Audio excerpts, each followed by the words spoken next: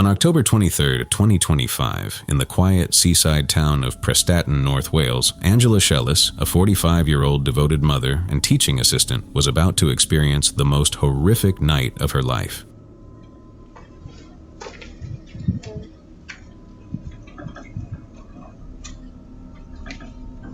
Just follow me.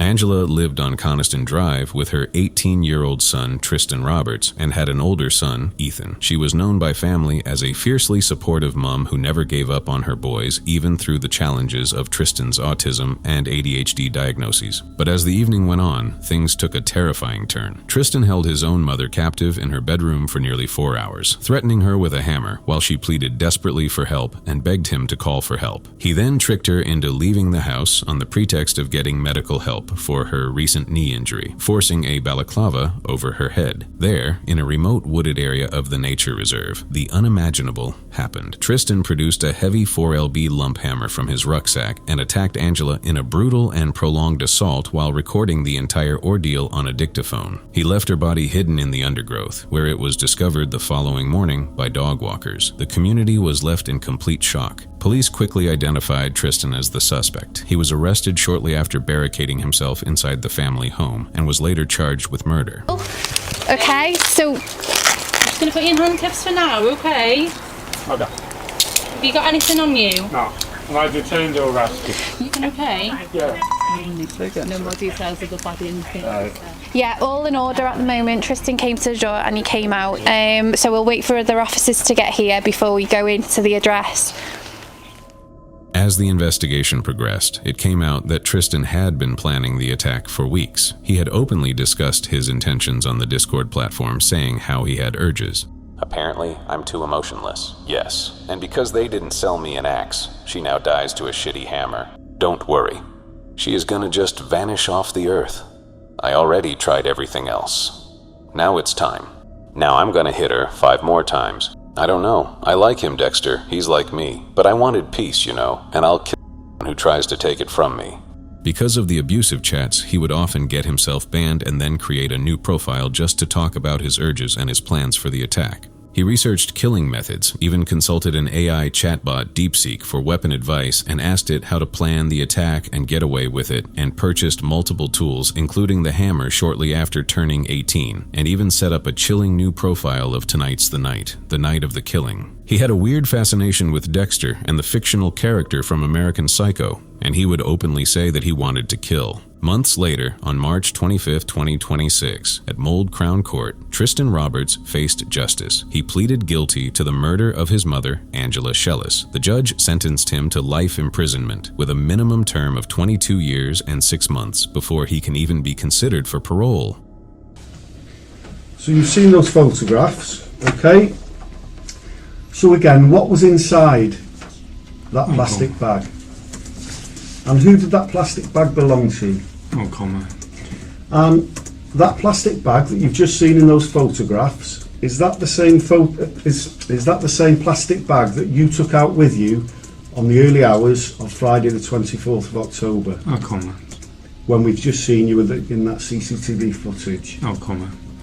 The judge described Tristan as a very dangerous individual who showed little or no remorse and had reveled in the control he exerted over his vulnerable mother. Angela's older son, Ethan, said she had only ever shown love and support. Her sister told Tristan directly that the family still held some care for him amid their heartbreak and called for services that supported the family to be held accountable. Since then, the case has raised wider questions about how warning signs are handled, especially when they appear over time, and whether more could have been done earlier to prevent what happened. It was lucky that Angela's body was found quickly and that the evidence was so overwhelming, otherwise the full truth might never have come to light so fast. While it is still unclear exactly why every safeguard failed that night, it was reported that Tristan's own failure to fully engage with services, combined with his deep-seated hatred of women expressed online, played a central role. The tourists of tragedy, families, neighbors, and support workers shouldn't have had to witness this kind of horror in the first place, even with every warning sign visible. It will be dangerous for vulnerable families and communities everywhere if we don't learn from it. On September 18th, 2021, in the quiet village of Killamarsh in Derbyshire, a normal Saturday evening inside a family home slowly turned into something no one in that community could have expected. Yeah, I don't know what happened. Alright, come to me. Mate, have you got anything on you that you shouldn't have? No, there's no weapons or nothing. Right, do you just want to undo your coat? Have you armed yourself? Yeah. You have? Have you stabbed yourself, mate? I can see blood on your hands. Yeah. Anywhere else? Just my chest, 4 inches in with a bread knife. Can we have a look? Yeah, and one on the stomach. I bled quite. Right, do you want to take? Yes. Can we go down No, just stay there. I just don't want to be in front of everyone. Alright, just around the corner. The house at 56 Chandos Crescent was home to 35-year-old Terry Harris, who was pregnant at the time, along with her 2 children, 13-year-old John Paul Bennett and 11-year-old Lacey Bennett. That night, Lacey's friend, 11-year-old Connie Gent, was also there for a sleepover. Living in the same house was Terry's partner, 31-year-old Damien Bendall, who had a criminal history and was on probation after receiving a suspended sentence for arson just months earlier. That evening, everything appeared normal. The children were settling down, preparing for the night, and nothing about the moment suggested what was about to happen next. Alright, stand here. Stay here. Right, So we're told you, I know what's going to happen to you now, mate. Well, I know it's going to happen. We just when we go to prison, obviously, again. Why, what have you done? Have you done something to anyone else? Yeah. What have you done? I've murdered 4 people. But inside the house, things changed. Over a period of time, Bendall carried out violent attacks on all 4 victims using a claw hammer. The sounds of an ordinary home gave way to something far more serious, though what was happening inside was not immediately known to anyone outside. After the attacks, he left the house for a short time, sold one of the children's Xbox consoles to get drugs, and later returned. The next morning, at around 7:26 a.m. on September 19th, Bendall called emergency services himself, calmly stating that he had killed 4 people and asking for police and an ambulance. He's been calm and compliant, but he's got some stab wounds to his chest. They're not oozing blood, but he's saying that his family are inside and that he believes he has murdered them. Are you alright for me to go in? Inside the house, the bodies of Terry Harris, John Paul Bennett, Lacey Bennett, and Connie Gent were discovered. The investigation moved quickly, as his confession and the evidence at the scene made it clear what had taken place. Later, findings also confirmed further harm caused during the attack. Damien, at 07:47 hours, I'm arresting you on suspicion of murder. You don't have to say anything, but it may harm your defence. Do not mention when questioned something you later rely on in court. Anything you do say may be given in evidence. Your arrest is necessary to protect you from harm, to prevent your disappearance, for a prompt and effective investigation. Okay? I'm going to get you up, we're going to put you in the back of the van.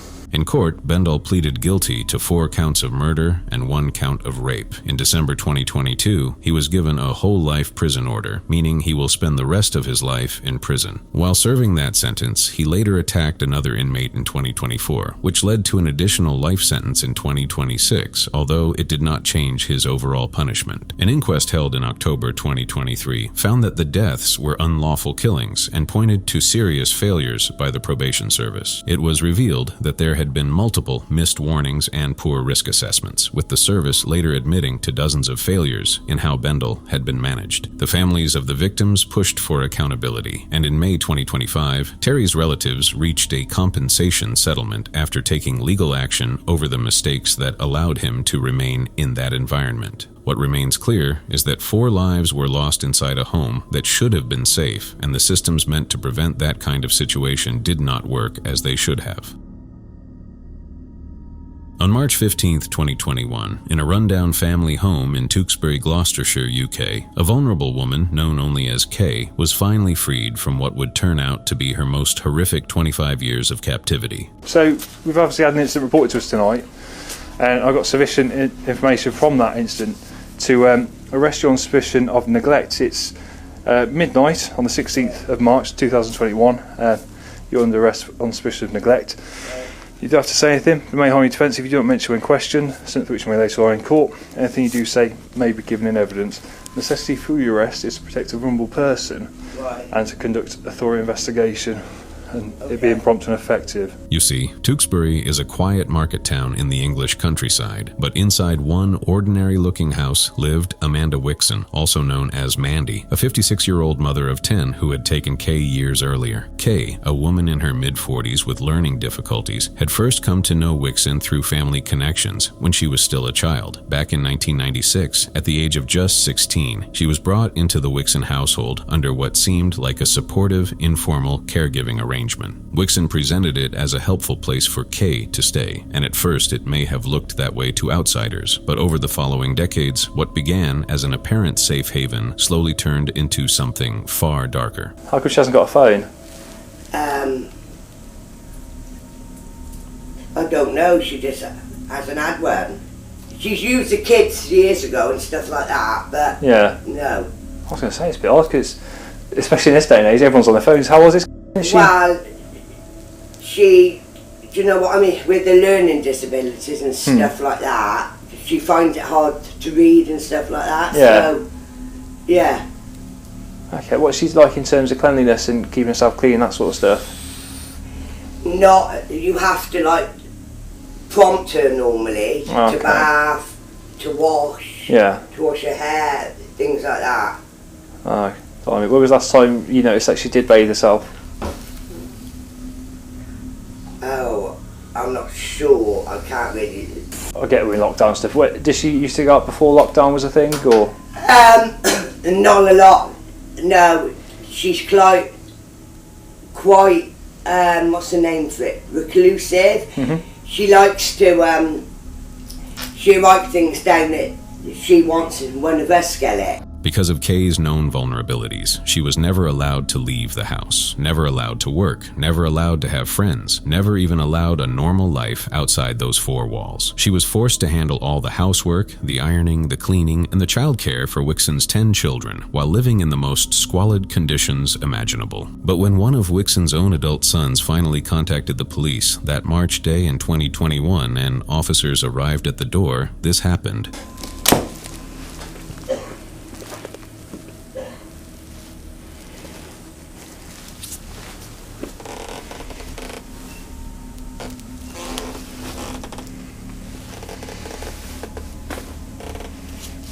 Absolutely filthy bedding.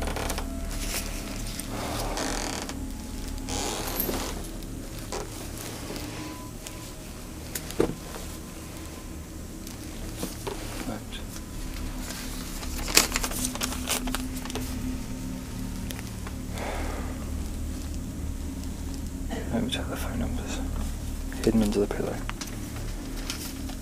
She had been sleeping in a bare, mold-covered room that looked more like a prison cell with filthy sheets and no proper light. She had been fed only scraps, starved for proper food, denied any medical or dental care, and beaten repeatedly with a broom handle, strangled, and subjected to degrading assaults that left permanent scars. Wixon had even stolen more than £100,000 in state benefits paid out for Kay over the years, diverting every penny into her own account. Has got her own bank account, has she? Or? No, it goes in to my bank account. Yeah. And then we get her things, we buy her food, and different things that she wants. Yeah, okay. Or things like that. Luckily, Kay was still alive when officers rescued her that day, though she was severely malnourished, covered in chemical burns from bleach thrown in her face, and showed clear signs of long-term trauma. She was immediately taken into protective care and placed with a supportive foster family. As of today, there is no public record of any civil settlement or compensation paid to Kay beyond the criminal proceedings. The case raised many questions about how something like this could continue for so long without being noticed, especially given her known vulnerabilities and the lack of outside oversight. It appeared that the household had become very isolated, with Kay living within it but largely unseen by the others. Shocking. Having going seen for so many years. How long have you lived here? 2012.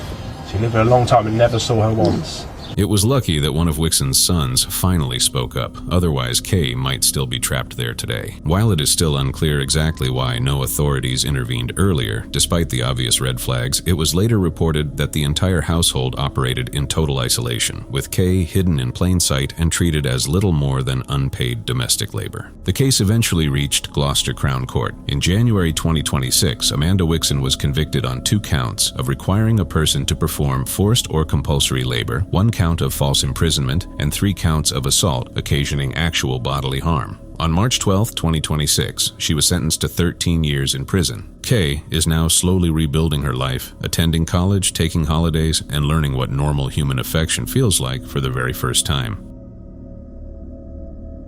On November 3, 2023, a father returned to his home in the Kendall neighborhood of southwest Miami-Dade County, Florida, after what was supposed to be a family trip, but the day did not end the way anyone would have expected. The man was David De Jesus Contreras, a 52-year-old father who had just come back early from a trip to Disney World in Orlando with his wife and their 21-year-old son, Eric Contreras, a student at Florida International University. The trip had been cut short, and by the time they arrived home, there had already been tension building during the long drive back. Family trips are usually meant to bring people closer, but sometimes the long hours together can do the opposite, and by the time they stepped inside the house, the atmosphere was already strained. At first, it was just another argument between a father and his son, something that might have happened before and might have passed like any other disagreement, but this time it did not stop there. Shortly after, David himself called 911 and reported what had happened. Ring doorbell footage later showed him standing outside, visibly shaken, speaking to his wife and telling her that Eric was not breathing, repeating that the fight on the way home had become too much, and asking her to call his brother. Oh, hello? Hello? David, talk to me. Is he alive? Is he breathing? He's not breathing. He's dead. But why, David? Why? The fighting on the way home was unbearable, and we got here, and just from one second to the next, he was going to go with Jacob. He was going to fight girls. If girls go and sleep over. I said no, and I told him no, and I'll go over there tonight and make sure. You know, it's not your fault, Odie. Julie heard you. Julie heard you. Julie heard you. I'm sorry. It's not your fault, Odie. Please call my brother. Where's your brother? Where's your brother? Please. Where's your brother? Emergency responders arrived, but Eric Contreras was pronounced dead at the scene from multiple gunshot wounds. David was arrested at the scene and charged with second-degree murder, and he has since pleaded not guilty. As of now, there has been no final verdict reported, and the case is still ongoing. Reports suggest that the argument during the trip and earlier family tensions may have played a role, but exactly what led to that final moment inside the house is still not fully clear. What is clear is that the situation changed in a matter of minutes, turning a normal family disagreement into something irreversible. On August 11, 2022, a 30-year-old mother named Ashley Bocanegra went to the parking lot of the Preston Hills at Mill Creek apartment complex in Beaufort, Georgia, and what followed was a day that changed everything. She gonna be coming down here? Yeah. It's been recording for 5 minutes now. You know what I'm Instagram? This. Look at her right there, right there. Oh, that's why. That was me, you know who. This woman was lured there under the false pretense of meeting her co-worker and secret lover, Daniel Gonzalez. You see, Ashley had relocated from New York City to Beaufort, seeking a better life for herself and her young son. She worked at a local store where she met Daniel, and the two began a secret romantic affair. Daniel, though, was already engaged to another woman, Antonetta Stevens, and lived with her and their children at that very apartment complex. His 17-year-old sister, Janine Gonzalez, was also staying there. Because of the rise of secret affairs and hidden relationships, these kinds of jealous confrontations sometimes turn ugly. I will murder you. I will murder you. I will murder you. Stop. You're so lucky my nails is hurt because I was really doing worse to you right now. Yeah. You done? Yeah, I'm done. All right, girl, seriously. She want to get jumped. Yeah, nobody gets jumped. We jump her for the phone. I'm done. Nope. I'm done. We're jumping you. I'm done. We're jumping. You want the phone? Fight both our asses. You want the phone? Fight both our asses, bitch. You up. Come out here in the morning. After you work the whole late night. Fire. Calling your corporate. Instead of a romantic meetup, Ashley was suddenly ambushed by two women, Antonetta Stevens and Janine Gonzalez, who had used Daniel's phone to text her and draw her there. The confrontation quickly turned violent. Punches, kicks, hair pulling. The brutal attack was recorded on video by the women themselves as they screamed threats. Ashley was beaten severely enough to cause life-threatening internal injuries. She was rushed to a nearby hospital for emergency treatment. Luckily, she made it to the hospital alive, but the force of the assault had caused blunt force trauma and internal bleeding that proved too much. Shortly after, police arrived at the apartment where Antonetta and Janine were staying. When officers questioned them about the incident, Janine initially denied the allegations and downplayed what had happened. She works over there, she's his manager, and she keeps on forcing him to have sex with her after he'd been cut it off, or she's gonna fire him. And we ended up fighting right there because she approached my home. This is my home. She lives all the way over there. Okay, is everybody in the house right now? Oh, just me. I'm the only one that fought. Just me. The girl. I know, that was the girls that were walking. They went to Quick Trip. Hey, I'm Detective Carter with Gwinnett County Police. Are you your internet? Yes. Hey, this is Detective Poppy, or Sergeant Poppy. Hi, nice to meet you. We know that there was like an incident that happened earlier today. Has anyone called you about it since? No. Was somebody supposed to? Well, we just got another call about it. So I guess the girl went to the hospital and she died. She died? She's dead. So, but we know that there was like an altercation that happened beforehand. And that was mutual, and she came here. Yeah, we understand that. Yeah. So, but because of it, it, I wasn't going to kill anybody. Yeah, I'm not that person. I get it. Yeah. But because of that, we have to kind of talk to you guys and get a more formal statement. Sure. Okay. Wow. I'm so sorry about that. That was not my intention. I've been mentally going through a lot. I have bipolar depression, and I'm just going through a lot right now. And you know, I came here from up north with my fiance. That's him. Hey. I came here with my fiance. Yeah. So I came. Are you here, the sister? Sister. Okay. Sister. I came here with my fiance to start a new life, buy a house, everything like that, and I never expected him to basically cheat on me with someone at the workplace. As of the latest court records, there was no civil settlement, but the criminal case moved forward quickly. Many other sources and official reports confirm that Ashley Bocanegra did not survive her injuries and passed away hours later that same day. Meanwhile, Daniel Gonzalez was at home with his young son when he was informed about Ashley's condition. Upon learning that she had died from her injuries, Daniel completely broke down. So, honestly, I'm not going to make a show. I'm not going to go and yell. I'm not going to go call her. I just want to know. Well, yeah, we got a call from the hospital a little while ago, and she actually passed away from Bro, stop playing with me, please. Seriously. Please stop playing with me. Sure. Please stop playing with me. Sit down, Please sit down, sit down, sit down, sit down, sit down, sit down. Please stop playing with me. It was reported that the entire setup was orchestrated with texts sent from Daniel's phone while he slept, and the lack of any attempt to simply talk or end the relationship was cited as a major factor in the incident. No, she's dead. I know that shit's crazy. But you know how she died? Like, from fighting, the injuries are for death. So they had like an autopsy, but it was a result of her the injuries she sustained during the fight. That shit's crazy. How did it make you feel? That shit make me feel like I'm going to hell. That I'm not gonna lie. Yeah. Like, that's really crazy. Life is crazy.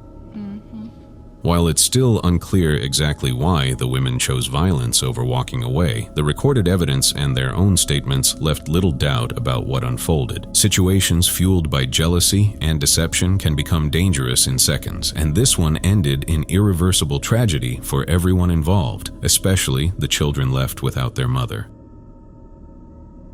On or around the 17th to the 20th of June 2019, in a quiet 3-bedroom house on Pump Hill in Great Baddow near Chelmsford, Essex, events unfolded that would remain hidden from the outside world for more than 4 long years. You see, the McCullough family home was where retired couple John McCullough, who was 70, and his wife Lois, 71, lived with their youngest daughter, Virginia, then 25 years old. Virginia had been acting as their carer, and to those on the outside, the family appeared to be managing, in their own own way, with John and Lois enjoying their retirement years while Virginia helped look after them. What no one knew at the time was that Virginia had been struggling with growing financial debts she had accumulated in her parents' names over many years. Between the 17th and the 20th of June, something terrible took place inside those walls. Virginia first poisoned her father, John, using crushed prescription medication mixed into his drinks. The next day, after an attempt to sedate her mother, Lois failed and a confrontation unfolded. Virginia used a hammer and then a kitchen knife. Even so, rather than call for help, she chose to conceal what she had done. She carefully constructed enclosures within the home, placing her father's body under a bed behind a wall of bricks and her mother's body inside a wardrobe, wrapped and sealed away. She then continued living in the house, using her parents' pensions and bank accounts, spending around £170,000 over the following years while telling relatives and authorities that her parents were either unwell or traveling. For more than 4 years, this arrangement persisted, even as the COVID pandemic provided some cover for their continued absence. It was only in September 2023, when the family's GP raised concerns about missed appointments, that Essex police visited the property on the 15th of that month. She confessed to what she had done and provided details of the events from that June in 2019. I slipped 5 of those into his drink. There were about 2 or 3 drinks that I brought downstairs. Yeah, they were basically, he didn't drink all of them, he only drank probably about half of 2. I did know that this would kind of come eventually. It's proper that I serve my punishment, so. Okay, so Virginia, I'm just going to ask you this. This is what I've written down based on the information you just told us, because what we regard as a significant comment, because you've made it under caution after your arrest. By the way, are part of, they're my granddad's. Okay, right. So I've written this, please. I, Virginia McCulloch, have informed police constables 77329 Brown and 79387 Bowers after entering my house on Friday the 15th September 2023 that I murdered my father, John McCulloch, who was stated was under a bed in the rear ground floor of the house, and my mother upstairs in a cupboard next to the sink. Wardrobe. It's a double wardrobe. Right, okay, I've written double cupboard. Wardrobe. It's like 4 wardrobe doors, but it's the one nearest the sink. Double wardrobe. In the time that followed, she was charged with 2 counts of murder. At Chelmsford Crown Court, she pleaded guilty on the 4th of July 2024, and on the 11th of October 2024, she was sentenced to life imprisonment with a minimum term of 36 years. The case left many wondering how the situation had gone unnoticed for so long, and raised difficult questions about financial pressures within families and the need for better safeguards for elderly relatives. If you stayed till the end, thank you. Seriously, these aren't easy videos to watch. Across every single one of these confessions, the thing that keeps hitting me the hardest is how little remorse there is. I still can't wrap my head around how someone can look at a person they once loved, a partner, a parent, a child, and decide they deserve to die. What goes on inside a mind that can do that?